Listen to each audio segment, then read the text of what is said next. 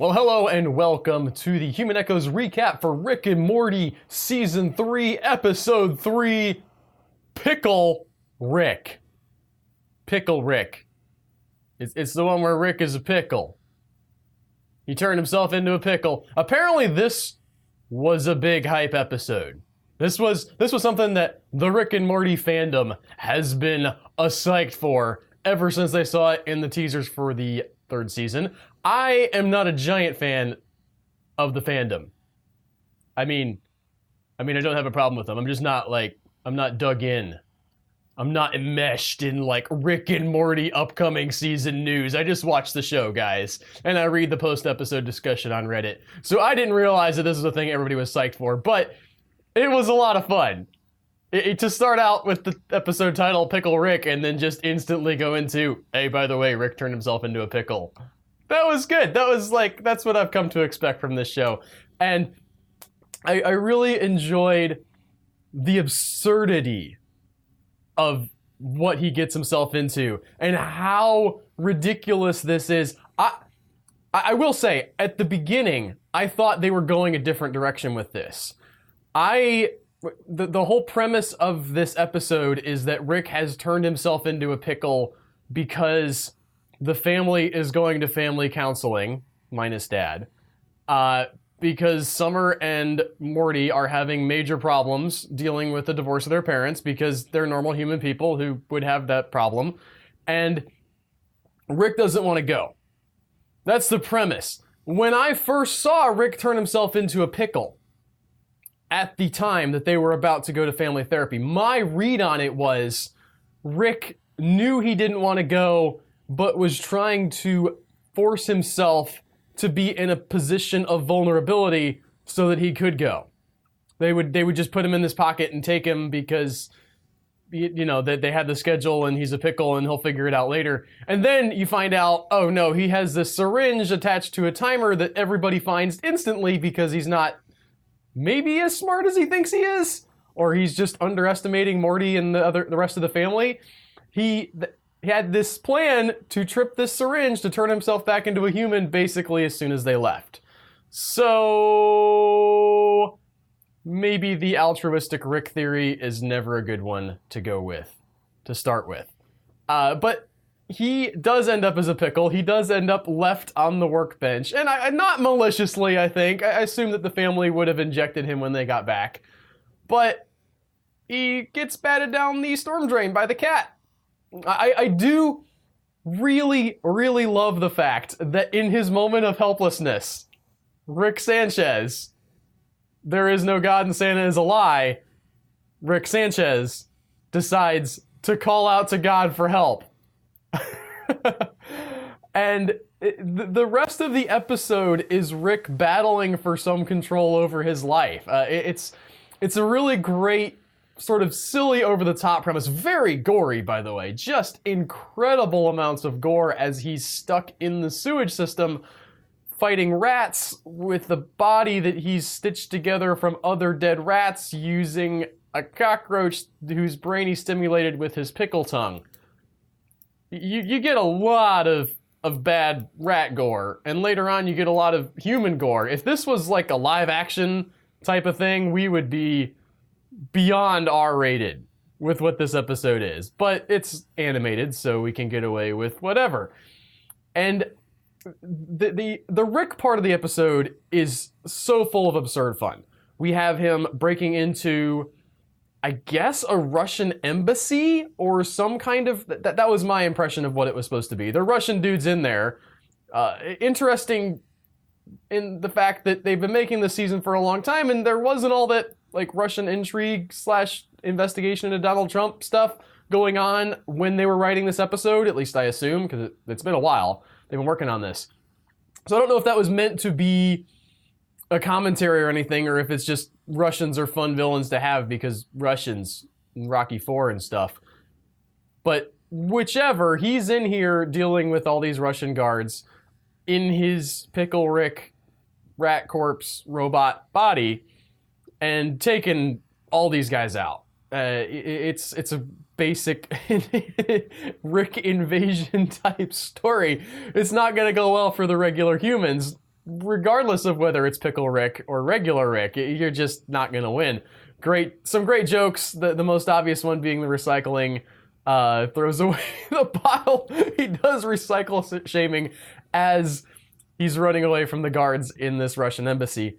And eventually he goes up against the Jaguar, who is sort of a Winter Soldier-esque character, I believe played by Dany Trejo. I feel like I heard somebody say that somewhere. That might not be right. No, it's definitely Dany Trejo, guys. I'm just doubling down. I haven't done any research or anything. I'm just going to say 100%. You heard it here first. Dany Trejo as the Jaguar. You can take that to the bank. I have zero compunction about that whatsoever. Anyway, Rick goes through all this, fights an incredibly gory battle, eventually gets back to where the family is in therapy. And having read the post-episode discussion on this, I know that there were some of y'all out there who were disappointed by the therapy segment because it's not that exciting. As a subtle callback to previous Rick and Morty episodes, I really like the poop eating stuff with their teacher from high school. If you'll recall, in season 1, Rick and Morty went to incept his brain to give Morty good grades, found out that he had a thing for Summer. That didn't come up in this episode. I was 100% sure when they showed up in the psychiatrist waiting room and that teacher was there that it was going to be like him dealing with whatever feelings he had for Summer and not the eating poop thing. But in that episode, you see Rick say something about how he got poop in his mouth, and one would assume that they incepted poop eating into this guy's head. And there's this great motivational poster about how courageous it is to eat hot dogs, because if you have a poop eating fetish, sticking tubular meaty food into your mouth and not poop is probably an interesting experience. That's all I've got to say about that. Anyway, Rick finally shows up to this session that the family is having, and they're been very hostile.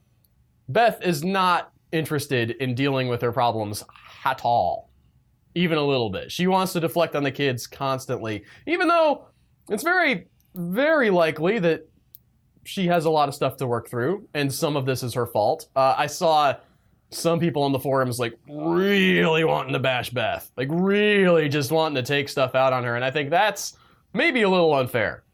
That's probably going too far, but Beth does have her issues, and she's trying to deflect on the kids. She doesn't want to be here, and Rick shows up after having, and one of the things I like about her deflection is that she's essentially defending her father. She doesn't want to say out loud, my dad is avoiding coming to therapy with me. She'll shame her own children, right, in front of the therapist for peeing on the desk and huffing, pottery, acetone, cement, something, whatever. Like, she'll throw them on the carpet, but her dad, the one who abandoned her in many ways, but specifically today also, him she wants to defend. And that says a lot to me about where Beth's head is at. And when Rick finally shows up, the therapist has this great monologue, which really illustrates the point of why it's pointless to whine about how this isn't very interesting to watch these people in therapy. It's because therapy's not supposed to be interesting. It's not supposed to be dramatic or exciting or like some adventure that you go on. It's just dealing with your crap like a regular human being. You just gotta deal with it. And it's work and it's boring. And that's the point of the scene. The therapist has a great monologue. I would look up the transcript if you haven't watched the episode. I don't know why you're watching this if you haven't watched the episode, but if for some reason you want to hear that again and you don't have access to it on YouTube or something, definitely check that monologue out, because I think it is Dan Harmon as a writer really saying to his viewers, hey guys, therapy is not it's not a big deal. It's just something that you might need. And if you need it, go do it. And the result of this speech is interesting because Rick does not necessarily take it to heart. And she points out in the speech that he's sort of not in control of his life like he thinks he is. He assumes that because he's so smart that he can deal with everything, and yet he ended up in exactly the place he did not want to be, doing exactly the thing he did not want to do.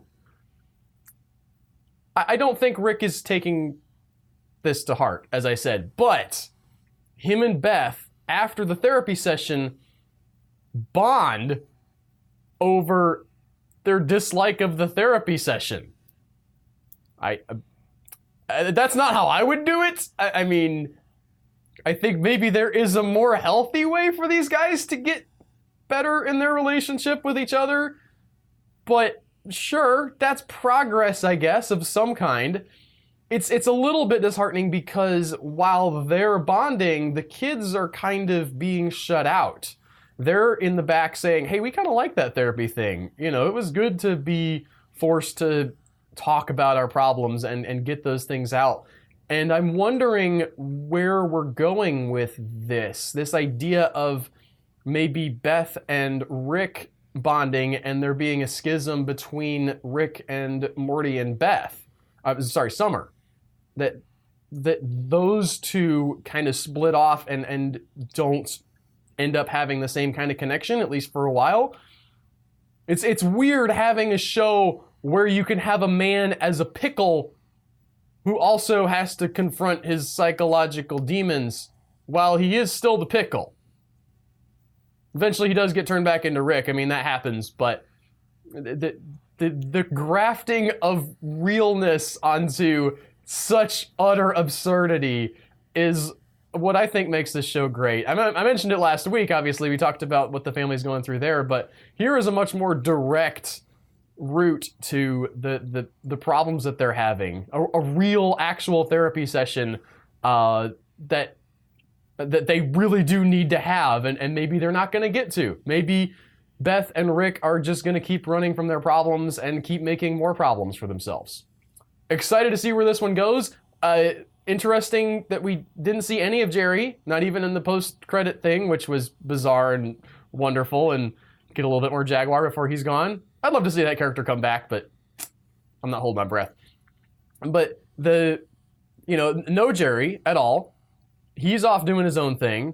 I'm interested to see how he comes back into the dynamic of the family as the divorce unfolds, but we're just going to have to wait and see. I hope you guys liked the episode and like this video. If you did, click that little thumbs up button. We really do appreciate it. If you haven't subscribed to the channel, do that. It's awesome. We're awesome. Click around. We got a lot of cool stuff. And let me know what your comments are, what your thoughts are on the episode. Leave them in the comment section below. I definitely read all of them, and I try to answer all of them. And we will see you guys next week with another episode of the Rick and Morty recap. Take care, guys.